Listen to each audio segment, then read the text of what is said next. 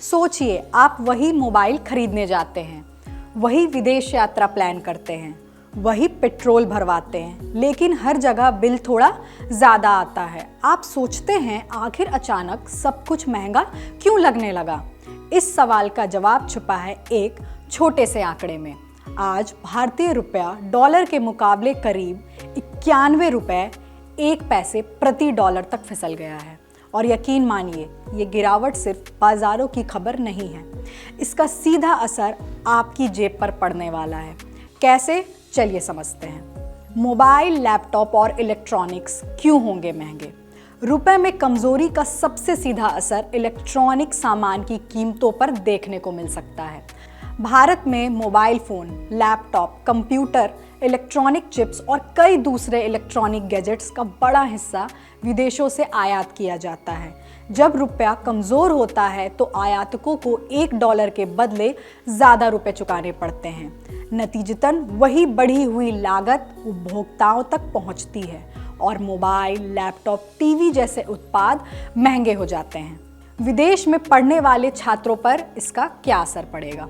रुपए की गिरावट का असर विदेश में पढ़ाई कर रहे छात्रों पर भी साफ तौर पर पड़ता है। कमज़ोर रुपए का मतलब है कि हर डॉलर या यूरो के लिए पहले से अधिक रुपए खर्च करने होंगे।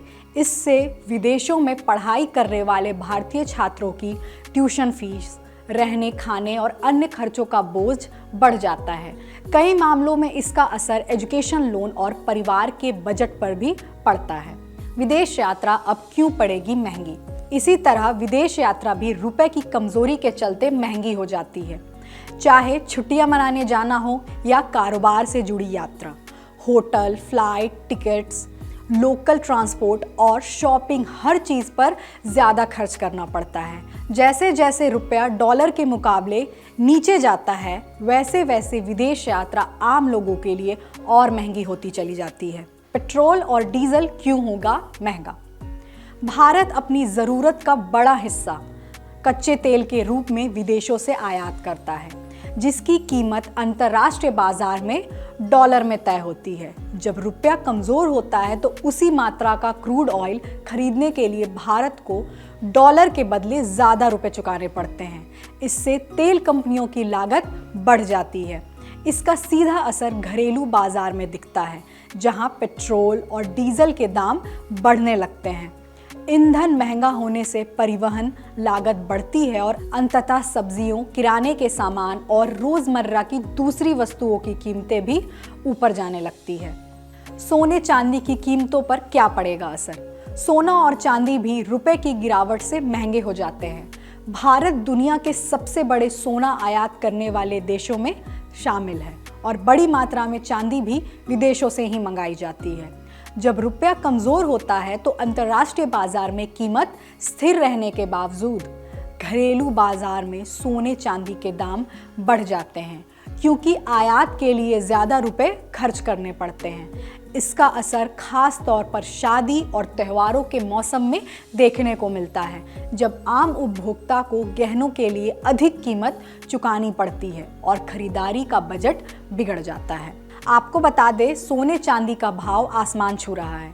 सोने का भाव 1,35,900 रुपये प्रति 10 ग्राम पर पहुंच चुका है और चांदी की कीमत 1,98,500 रुपये प्रति किलोग्राम यानी 2 लाख के करीब पहुंच चुकी है। क्या किसी को फायदा भी हो रहा है? रुपए की कमजोरी हर किसी के लिए नुकसान का सौदा नहीं होती। आईटी और फार्मा जैसे निर्यात उन्मुख क्षेत्रों को इससे कुछ हद तक फायदा मिलता है, क्योंकि इन कंपनियों की आमदनी ज़्यादातर डॉलर में होती है। डॉलर मजबूत होने पर उनकी विदेशी कमाई रुपए में बदलने पर अधिक हो जाती है। हालांकि मौजूदा दौर में भारी अमेरिकी टैरिफ और वैश्विक अनिश्चितताओं के कारण निर्यातकों को रुपए की कमजोरी का पूरा लाभ नहीं मिल पा रहा है। संक्षेप में कहें तो रुपए में आई गिरावट सिर्फ एक आर्थिक आंकड़ा नहीं है। इसका असर आपकी रोज़मर्रा की खरीदारी, पढ़ाई, यात्रा, ईंधन खर्च, निवेश के साथ साथ सोने और चांदी की कीमतों पर भी साफ तौर पर दिखाई देता है।